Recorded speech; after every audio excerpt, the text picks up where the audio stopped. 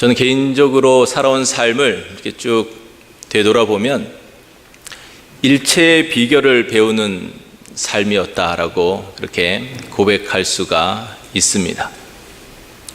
풍부에 처했던 적도 있고 또 궁핍함 가운데 처했던 적도 있고 이쪽에 섰던 적도 있고 저쪽에 섰던 적도 이렇게 있으면서 이렇게 왔다 갔다 하면서 살아온 삶이었다고 이렇게 고백하게 됩니다. 저는 어린 시절에는 굉장히 풍족함 가운데 살았습니다. 딱 봐도 귀공자 타입으로 유복한 집에서 자라온 것 같지 않습니까?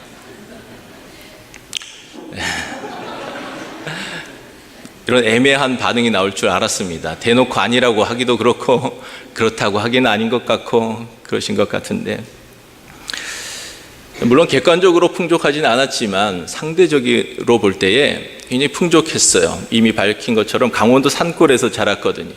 그 우물 안에서, 그 좁은 땅에서, 그곳에서 저희 집이 제일 부잣집이었습니다. 그래서 자타가 공인하는 부잣집 아들로 금수저로 자라났습니다.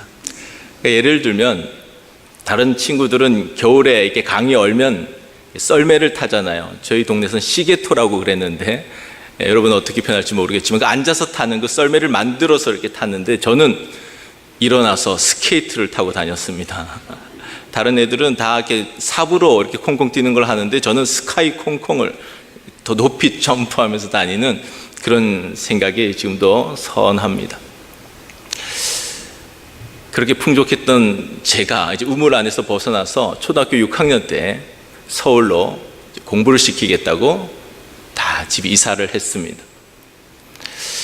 그때부터 처음에는 집이 또 괜찮았어요. 2층 집에서 살았고, 그때 당시 차가 있는 집도 많지 않았는데 차도 있었고 그랬는데, 차를 도난당하고 아버지가 사기당하고 막 사업에 계속 실패를 거듭하면서 조금씩 추락하는, 가세가 기우는 그런 삶을 살았어요. 1층으로 내려왔다가 반지하로 갔다가 나중에도 또 조그만 연탄불을 피우면서 사는 그런 단칸방에 5 식구가 사는 그런 상황까지로 완전히 내몰렸습니다. 제가 가끔 깜빡하면은 그때 연탄가스를 많이 마셔서 그런가 보다, 그렇게 여러분 이해해 주시기를 바랍니다. 이 모든 과정은 목사로 세워가기 위한 하나님의 필수 코스였다고 이렇게 생각을 하고 저도 받아들이고 있고 저희 부모님도 그렇게 생각하고 계십니다. 처음 제가 목사 안수 받았을 때 우리 부모님이 하나님께 굉장히 감사했어요. 그리고 이렇게 또 좋은 교회의 목사가 된 것에 대해서 그 모든 힘든 시간, 눈물 지을 수밖에 없는 그 모든 시간들에 대해서 크게 위로받고 있는 그런 상황 가운데 있습니다. 목사가 된 이후에도 계속 이 훈련 코스는 끝나지 않고 계속 지속되었습니다. 한국에서 부목사로 있을 때에는 아주 풍족하게 살았습니다. 굉장히 여유롭게 살았어요. 좋은 사택이 있었습니다. 제 집은 아니었지만 집 걱정하지 않아도 될 만큼의 좋은 사택이 있었고 빚도 없었고, 여러분이 생각하는 풍족함과 제가 생각하는 풍족함은 개념이 다릅니다. 전 친구 목사들 만났을 때 그냥 몰래 가서 먼저 계산하는 기쁨을 누릴 정도의 그런 여유가 저에게 항상 있었다는 겁니다. 그러다가 하나님께서 또 강권적인 섭리 가운데에 유학을 오게 하셨어요. 지난주에도 잠깐 말씀드렸지만 유학 생활은 여유라고는 찾아볼 수 없는 그런 또 삶을 살기 시작했습니다. 계속 올라갔다 내려갔다 올라갔다 내려갔다, 풍부에 처하기도 하셨다가 궁핍에 처하기도 하셨다가 계속 그러면서 한 사람의 목사를 세워 가셨다라는 것입니다. 이건 비단 목사만이 아니라 성도를 세워가는 것도, 하나님의 이런 거룩한 섭리 속에서 여러분을 이쪽으로도 인도하셨다가 저쪽으로도 인도하셨다가 하면서 굽이굽이 돌아오는 삶을 살아가게 하시면서 여러분을 거룩한 성도로 지금까지 세워 오신 겁니다. 그걸 아는 사람과 그걸 모르는 사람이 있을 뿐인 겁니다. 야곱이 마지막 바로왕 앞에서 그렇게 고백하잖아요. 내가 험악한 세월을 살았습니다.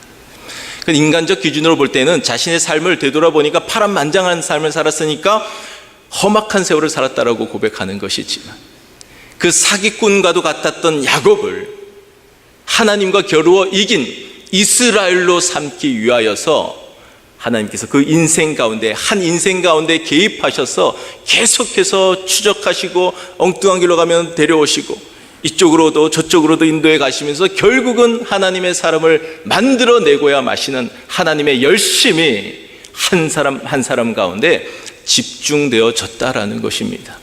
여러분에게도 하나님께서 그렇게 역사하셨어요.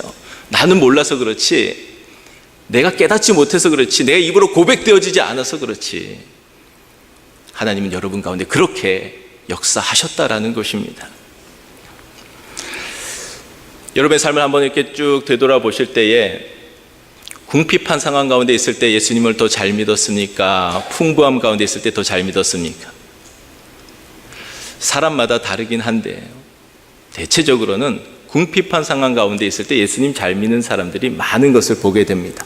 연약해지니까, 힘들어지니까 그제서야 하나님을 찾고 하나님 붙잡게 되는 것이지요. 제가 아는 어떤 목사님이 되신 후에 하신 간증이에요. 원래 자신은 독실한 불교 신자였답니다. 그냥 4월 초파일에만 한번 절에 가는 수준이 아니라, 그런 날라리 신자가 아니라 독실하게 힘든 일이 있을 때나 좋은 일이 있을 때나 항상 부처님 앞에 가서 기도하는 그런 사람이었고, 학생회장을 할 만큼의 그렇게 열심히 있는 사람이었다는 겁니다. 그러다가 대학 시험을 쳤는데 떨어졌대요. 뭐 재수는 누구나 하는 거니까 이렇게 재수를 했는데 또 재수해서 다시 시험을 봤는데 또 떨어졌답니다. 그때 굉장히 절망적이었대요. 그래서 늘 그렇듯이 좋은 일 있을 때도 찾아가고 안 좋은 일 있을 때도 찾아갔으니까 부처님 앞에 딱 가서 기도하려고 딱 앉아 있는데 그날따라 웃고 있는 그 부처님 얼굴이 영 마음에 들지 않더라는 겁니다. 부처님은 항상 인자한 표정으로 웃고 계시잖아요. 그러니까 그게 마음에 안 들어. 저분이 과연 내 마음을 알까? 나 이런 힘든 상황을 알까 하는 그런 생각이 들었대요. 그러면서 갑자기 든 생각이 뭐냐면은 십자가에 달리신 예수님이 갑자기 생각이 나더라는 겁니다. 나이도 비슷하고 왠지 그분이 저를 더 이해해 줄 것 같고 그분이 제 마음을 알아줄 것 같다는 생각이 갑자기 확 들어서 누가 교회 나오란 말도 안 했는데 자신의 발로 교회를 찾아갔고 예수님을 믿게 됐고 결국은 목사까지 되었다라고 하는 그 간증을 하는 것을 들은 적이 있습니다. 우리는 힘들 때, 고통 가운데 있을 때, 궁핍한 상황 가운데 있을 때 예수님을 잘 믿는 경향이 많이 나타납니다. 여러분, 궁핍한 상황 가운데 있을 때도 예수님 잘 믿으시고 풍부한 상황 가운데 있을 때에도 예수님 잘 믿는 사람들 되시기를 주의 이름으로 축복합니다. 항상 잘 믿으셔야 돼요. 이렇게만 된다고 잘 믿고 저렇게 되면 잘 못 믿고 그러면 안 되잖아요. 제가 지난 수요 예배 때에 이런 이야기를 했습니다. 경주하는 사람은 무거운 것을 벗어버려야 잘 달려갈 수 있다라는 그 본문의 말씀을 설교하면서 우리 집사람에 관한 이야기를 잠깐 했어요. 제가 항상 집사람은 못하는 것만 늘 얘기를 하니까 여러 사람이 좀 잘하는 것도 얘기하라고 하는 사람들이 있어서 찾아보니까 또 잘하는 게 있더라고요. 그래서 좀 잘하는 걸 이야기를 했습니다. 우리 집사람이 뭘 잘하냐 하면은 버리는 걸 잘합니다. 그래서 우리 집이 깨끗해요. 항상 잘 버려서 항상 깨끗해요. 그건 참 좋은 점인데 우리가 보통 이사할 때 보면은 이거 필요하지도 않은데 가서 쓸 것도 아닌데 버리지 못하는 것들이 얼마나 많습니까? 또 가져가고 어딘가 또 쌓아놓고 있다가 또 이사할 때 또 가져가고 그런 경우가 많은데 우리 집사람은 잘 버립니다. 그래서 이번에 이사 올 때도요, 이삿짐이 거의 없었어요. 거의 그냥 빈몸으로 온 거나 다름없을 정도로 그냥 왔습니다. 근데 뭘 버렸냐 하면은 제가 10년 동안 설교하면서 모아두었던 설교 원고가 담긴 외장하드를 깔끔하게 버렸습니다. 제가 신학교 다니면서 기도했었거든요. 하나님, 저 설교 훈련 잘 받을 수 있는 교회 가게 해주세요. 설교 많이 할 수 있는 교회 가게 해주세요. 하나님, 그런 응답도 잘 들어주세요. 그래서 교육 전도사 할 때부터 설교를 무진장 많이 하는 교회만 하나님께서 계속 그렇게 보내셨어요. 그러니까 설교가 얼마나 많이 쌓여 있겠습니까? 근데 그거를 깔끔하게 버렸어요. 여러분이 우리 집사람에게 감사하셔야 됩니다. 왜냐하면 그게 있었으면 제가 설교 준비하는 건 굉장히 쉬웠겠지만 가끔 여러분은 찬밥을 데워 드셔야 되는 경우들이 종종 있었을 텐데 이게 없어지는 바람에 저는 힘들지만 여러분은 지금 매번 새 밥을 드시고 계시는 거예요. 그게 좀 미안했던지 지난주에 요즘 뭐 여러 가지 책을 많이 읽더라고요. 좀 통찰력이 생겼나 봐요. 그동안도 혹시 설교에 도움이 될까 하고 뭐 깨닫는 것들을 이렇게 나눔의 시간을 가끔씩 갔는데 별로 도움이 안 됐었거든요. 근데 이번에는 아주 설교에 적절한 도움이 될 만한 걸 딱 얘기를 해 주더라고요. 부자가 천국에 들어가는 것은 낙타가 바늘구멍 들어가기보다 어렵다라는 말씀이 있잖아요. 우리 교회도 부자가 여러분 있으실 텐데 이 말씀 여러분 두렵지 않습니까? 부자로 사는 거 이 세상에서는 좋은데 천국에 들어가기 어렵다니 이거 어떻게 해야 되지? 그런 걱정과 염려가 있으실 텐데 어떤 사람이 부자냐 하면 그냥 돈이 많은 사람이 부자가 아니라 그 가지고 있는 그것을 하나님께서 너 그거 나를 위해서 쓸 수 있니? 라고 물으실 때에 내어놓을 수 있는 사람은 부자가 아닌 것이고 그것을 내어놓을 수 없다고 끝까지 붙잡는 사람은 그 사람이 부자라는 겁니다. 1,000만 불의 재산이 있는 사람이라 할지라도 하나님께서 너 그거 날 위해서 쓸 수 있니? 라고 할 때 내어놓을 수 있는 사람은 그 사람 부자 아닌 것이고요. 10,000불이 전 재산인데 하나님께서 그거 너 나를 위해서 내어놓을 수 있니? 할 때에 내어놓지 못하고 꽉 붙잡고 있는 사람은 그 사람이 부자라는 겁니다. 이 사람은 예수 믿지 않는 사람인 것이고요. 예수 믿지 않으면 천국에 들어갈 수 없는 겁니다. 서당계 3년이면 풍어를 넘는다고 그래도 괜찮은 풍어이죠. 이걸 알려주었어요. 그래서 제가 이번에 아주 좋은 깨달음을 줘서 그동안은 내 죄를 내가 알렸다였는데 이제 이것으로 너의 죄를 사하노라 이렇게 제가 했습니다. 단순히 설교에 좋은 통찰력을 하나 줘서가 아니라 이것은 정말 놀라운 깨달음이고 중요한 깨달음인데 이 깨달음으로 인하여서 앞으로 완전한 물꼬가 트여지는 거예요. 엄청난 진리를 깨달을 수 있는 물꼬가 트여졌다는 것이 이 사람이 진짜 좋은 크리스찬이 될 수 있겠구나 하는 생각이 그 모든 것들 다 이렇게 퉁칠 수 있을 만큼의 감사하는 마음이 오히려 생길 수 있었다라는 것입니다. 여러분, 기독교 신앙의 핵심입니다. 여러분이 뭘 의지하고 살아가느냐, 여러분이 누구를 주인으로 삼고 살아가느냐의 문제입니다. 여러분 지금 누구를 의지하고 무엇을 붙잡고 살아가고 있습니까? 많은 사람이에요. 교회를 다닌다고 하는 많은 사람들이요, 돈을 주인으로 삼고요, 돈 붙잡고 놓지 못하고 살아가는 사람이 얼마나 많은지 모릅니다. 하나님을 섬기는 사람인지 돈을 섬기는 사람인지 도저히 분간할 수 없을 정도로 돈에 치여서 돈에 이끌려서 살아가는 사람들이 얼마나 많은지 모릅니다. 그래서 예수님께서도 말씀하신 거예요. 하나님을 섬길 거냐 재물을 섬길 거냐 너희들 택해야 된다. 여러 가지 우상이 많이 있지만 가장 큰 우상은 뭐냐? 돈이에요. 여러분이 붙잡고 있던 것을 놓아야 다른 것을 붙잡을 수 있는 겁니다. 붙잡고 있는 상태에서는 다른 거 못 붙잡아요. 내가 붙잡고 있던 것을 놓아야 손이 펴질 때에 비로소 하나님을 붙잡을 수 있는 겁니다. 나를 부인해야 십자가를 질 수 있는 거예요. 붙잡고 있는 거 놓지 못하고 나를 부인하지도 못하고 그러면서 십자가 지겠다고 내가 하나님 섬기겠다고 해봐야 뜬구름 잡는 것밖에 안 된다는 거예요. 내가 잡고 있던 것들을 놓아야 됩니다. 움켜쥐고 있던 것들을 놓아야 돼요. 나를 점점 부인해야 돼요. 내가 점점 사라져야 돼요. 내가 점점 없어져야 돼요. 그래야 내 예수님께서 내 인생의 주인으로 자리 잡을 수 있다라는 것입니다. 진짜 부자는 자기가 가진 것에 만족할 줄 아는 사람이 진짜 부자입니다. 오늘 본문의 표현으로 하면 자족할 줄 아는 사람이 진짜 부자인 거예요. 자족할 줄 모르는 사람은 아무리 채워지고 채워져도 항상 부족함을 느끼고 항상 가난한 사람으로 살아갑니다. 이미 충분하게 있는데도 늘 부족하니까 더 많이 가져야 된다고 생각을 하고 더 많은 것들에 집착하면서 살아가고 그것이 없음으로 인하여 불안하고 두려워하고 늘 가난한 사람으로 늘 부족한 사람으로 살아갈 수밖에 없다라는 것입니다. 자족할 줄 아는 사람은 꼭 필요한 것만 있으면 되는 거예요. 필요 이상으로 채워지는 것들에 대해서는 이건 창고에 쌓아둘 것이 아니라 이것은 하나님을 위하여, 세상을 위하여, 이웃을 위하여 하나님께서 쓰라고 주신 것이라고 생각하고 청지기적인 사명을 가지고 자꾸 쓰는 거예요. 근데 자꾸 쓰는데도 부족함이 전혀 없는 거예요. 또 하나님이 은혜로 계속 채워주시는 것을 날마다 체험하면서 살아가는 겁니다. 이 사람이 진짜 부자인 거예요. 여러분들은 이런 진짜 부자 되시기를 주의 이름으로 축복합니다. 오늘 본문은 사도 바울이 크게 기뻐했다는 것으로 말씀이 시작되고 있습니다. 성경에 크게 기뻐한다는 말은 여기밖에 없어요. 기뻐한다라는 말은 굉장히 많이 나오는데요, 크게 기뻐한다는 건 여기밖에 없어요. 여기서 크게라는 것은 다이너마이트가 폭발하는 듯한 엄청난 파워가 담긴 말이 이 큰이라는 단어 속에 담겨 있는 의미입니다. 기쁨이라는 것은 기를 뿜는 거예요.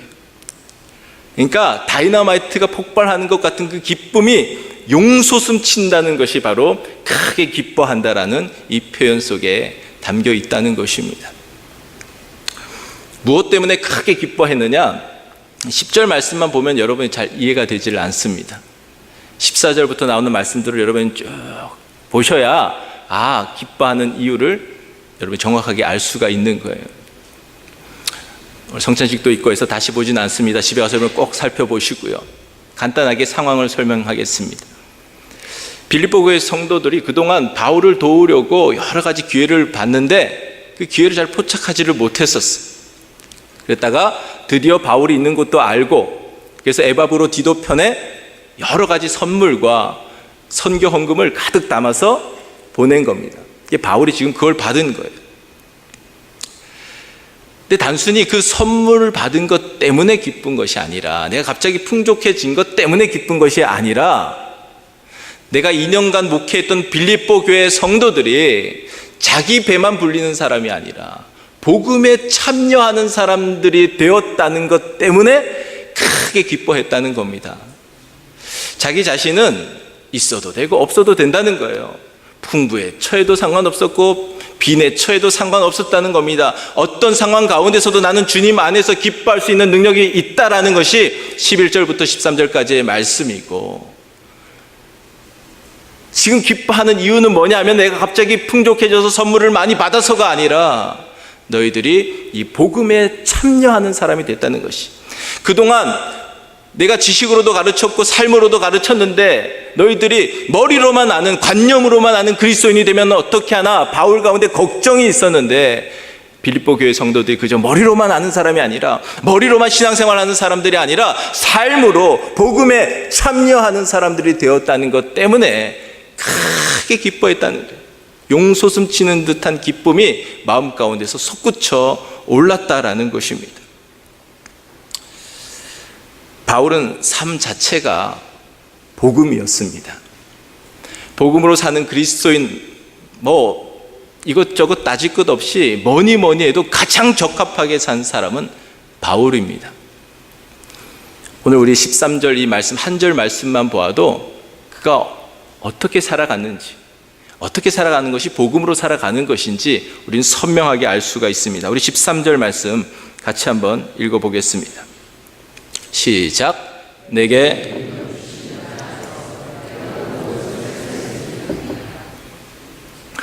여러 번 말씀드렸지만 이 말씀이 가장 많이 애용되는 말씀이기도 하지만 가장 많이 오용되는 말씀이라고 했잖아요. 집, 기업, 액자 속에 가장 많이 걸려있는 말씀이 이 말씀이에요. 근데 이 말씀의 의미를 제대로 알고 걸어놓은 사람은 그리 많지 않다라는 겁니다. 이게 그냥 으쌰 잘해보자, I can do it, 할 수 있다, 그게 아니라는 겁니다. 여러분들이 보통 주목하는 단어가 뭐냐면 능력. 이 능력만 크게 보여요. 많은 사람들이 능력에 주목하는데 여러분들이 정작 주목해야 할 단어는 능력이 아니라 주시는, 여기에 여러분의 시선이 이렇게 옮겨갈 줄 알아야 됩니다. 주시는의 시제가 뭡니까? 현재 진행형이 계속해서 하나님께서 여러분에게 주십니다. 지금도 말씀을 통하여 또 성찬을 통하여 여러분에게 놀라운 은혜를 계속해서 쏟아부어 주시는 겁니다. 계속해서 주시는 분이. 근데 여러분, 능력만 바라보면 안 되고 주시는 그분을 바라보아야 하는 겁니다. 어린아이는 누군가에게 선물을 받으면 선물에만 푹 빠져서 주시는 분을 바라보질 않아요. 성숙한다는 것은 뭘 말하느냐 하면 선물에만 눈이 팔려서 선물에만 눈독 들이고 있는 것이 아니라 주시는 분의 얼굴을 볼 줄 아는 거예요. 주시는 분의 마음을 볼 줄 아는 거예요. 이걸 왜 주셨는지를 볼 줄 아는 사람이 성숙한 사람이라는 것입니다. 아까 말한 가짜 부자 되지 말고 여러분이 진짜 부자 되기 위해서 여러분들이 주목해야 할 단어가 주시는이에요. 주시는. 하나님께서 여러분에게 주신 것이라고 생각해야 하나님께서 내어놓으라 할 때 내어놓을 수 있는 것이지, 내가 한 것이라고 생각하는데, 내가 땀 흘려서 내가 노력해서 내가 취한 것이라고 생각하는데 하나님께서 내놓으라고 하면 어떻게 내놓습니까? 절대 못 내놓죠. 내가 한 것이라고 생각을 하면. 주님께서 주신 것이라는 이 생각이 우리 가운데 있어야 된다는 겁니다. 그래야 진짜 부자로 살 수 있다는 거예요. 좋은 머리 여러분 하나님이 주신 것이고요, 좋은 환경 주신 것이고요, 성실한 태도도 주신 것이고요, 좋은 사람 만나게 해 주신 것이고요, 때때마다 길을 열어 주신 것이에요. 다 주님이 해 주신 겁니다. 내가 교만해서 내가 착각해서 내가 한 줄로 알고 살아가지만 지금 여러분은 여기까지 이르게 하고 지금 여러분에게 채워준 그 모든 것들을 주님이 주셨다고요. 주셨다는 믿음이 있어야 주님 뜻에 합당하게 사용하면서 살아갈 수가 있다라는 겁니다. 내가 했다고 생각하니까 끝까지 놓지 못하는 거예요. 주시는이 중요하고요. 또 하나 중요한 것이 안에서입니다. 안에서.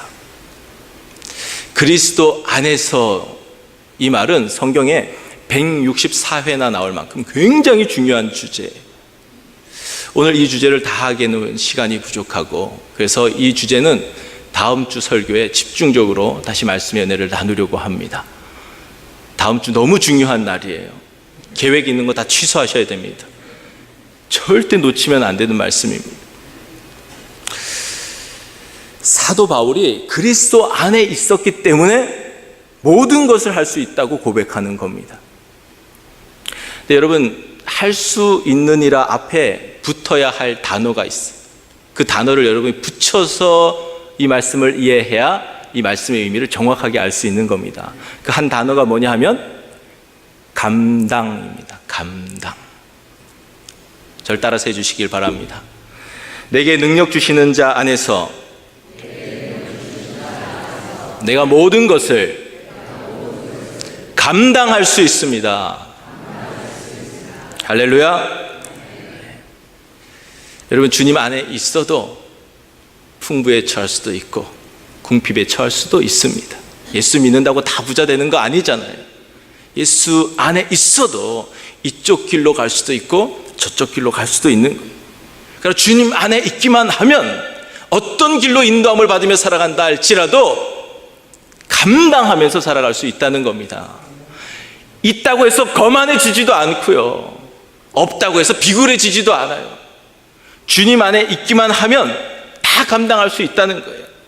나에게 있어서 중요한 관건은 뭐냐? 풍부에 처하느냐 비천에 처하느냐가 아니라 나에게 있어서 중요한 관건은 내가 그리스도 안에 있느냐 그리스도 밖에 있느냐, 이 문제라는 겁니다. 부요함이 나를 그리스도 안에 거하지 못하게 하면 그 부요함 내려놓을 수 있어야 되고요, 가난함이 나를 그리스도 안에 거하지 못하게 하면 그 가난함도 내려놓을 수 있어야 됩니다. 풍부에 처하느냐 비천에 처하느냐가 중요한 게 아니라 그리스도 안에 있느냐 없느냐의 문제라는 것입니다. 다윗은 여호와는 나의 목자시니 내게 부족함이 없으리로다, 그렇게 고백하잖아요. 여호와 하나님이 내 목자만 되어주신다면 사망의 음침한 골짜기를 저를 인도해 가신다 할지라도 상관없습니다. 저는 주님만 따라가겠습니다. 그러나 여호와 하나님이 내 목자 되어주시지 않는다면 제가 쉴 만한 물가로 간들 무슨 소용이 있습니까? 푸른 초장이 있은들 무슨 소용이 있습니까? 그것이 무슨 가치가 있습니까? 무슨 의미가 있습니까? 주님이 나의 목자 되어주시면 되는 거예요. 베드로와 요한이 성전의 미문에 앉아있는 그 사람이 구걸하니까 그에게 뭐라고 말합니까? 은과 금은 내게 없거니와 내가 내게 있는 것으로 내게 주노니 곧 나사렛 예수의 이름으로 일어나 걸으라. 벌떡 일으켜 세웁니다. 이 말씀 속에서 그들의 당당함이 느껴집니까? 비굴함이 느껴집니까? 비굴함이라고는 찾아볼 수가 없잖아요. 얼마나 당당한 모습입니까? 어떻게 그럴 수 있었습니까?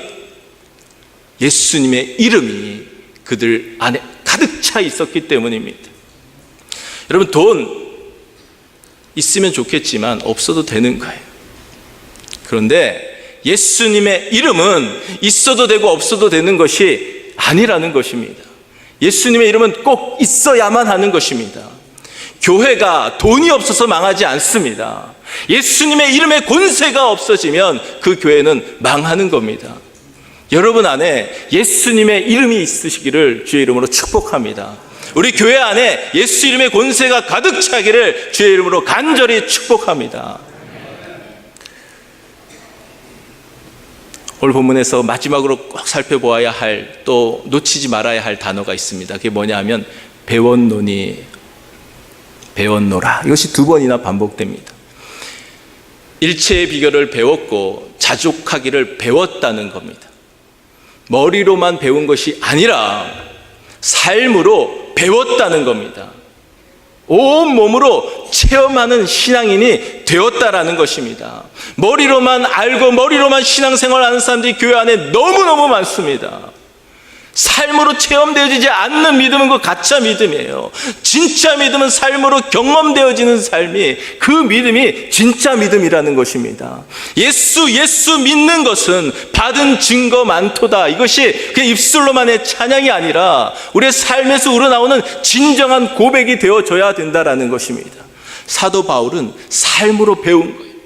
온 몸으로 인생 전체를 통하여 굽이굽이 돌아오는 험악한 삶을 살아간 건 이 모든 상황 속에서 배웠다는 거예요. 온 몸으로 배웠다는 겁니다. 일체의 비결을 배우고 자족하기를 배우고 그리스도 안에 거한다는 것이 무엇인지를 삶 전체를 통하여서 배웠다라는 것입니다. 여러분, 부유한 상황 가운데 있습니까? 그 상황 가운데서 예수님을 잘 믿는다는 것이 무엇인지 고민하고 깨달으시고 그 자리에서도 예수님 잘 믿는 사람 되시길 바랍니다. 가난함 가운데 있습니까? 그 상황 가운데서 예수님을 잘 믿는다는 것은 무엇인지를 깨달으시고 삶 전체를 통하여서 예수님 잘 믿는 사람 되시기를 간절히 바랍니다. 모든 상황 속에서, 모든 형편 속에서 자족하는 법을 배우시고 일체의 비결을 배우시고 주님 안에 거하는 가운데 모든 것을 감당할 수 있습니다 고백하는 가운데 빌립보 교회 성도들처럼 삶으로 복음에 참여하는 삶을 살아내므로 하나님께서 여러분을 보시면서 그 다이너마이트가 터지는 것과 같은 그 기쁨이 용솟음 치시는 것을 생생하게 하나님께서 느끼실 수 있게 하는 저와 여러분 될 수 있기를 주의 이름으로 간절히 축원합니다.